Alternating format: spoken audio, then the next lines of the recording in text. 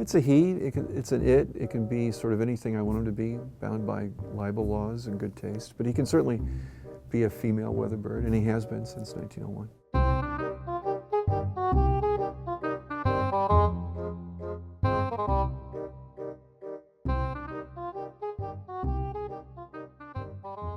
I'm Dan Martin. I'm the 6th weatherbird artist here at the Post-Dispatch.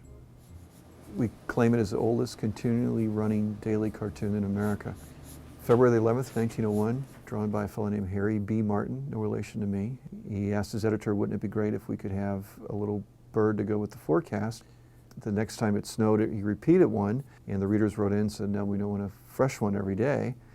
And that's when the madness started. And so in some form or another, the bird has been in the paper every day continuously since 1901.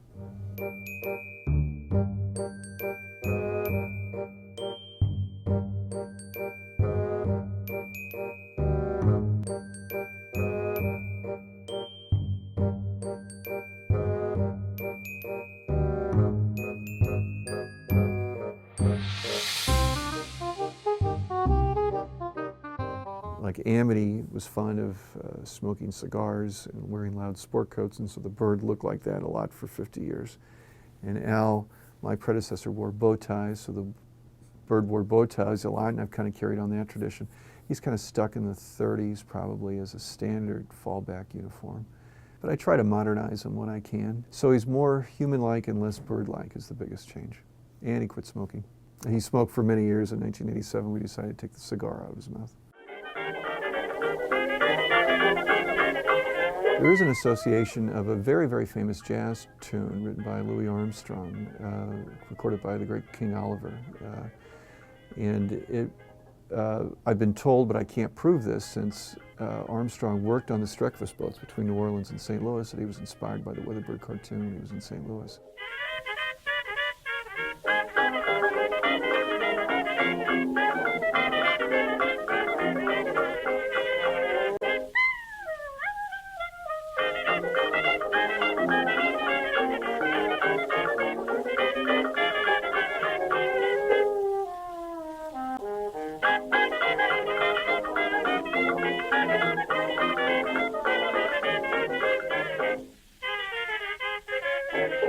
Well, this is my favorite story about the Weatherbird. There's a family over in Illinois.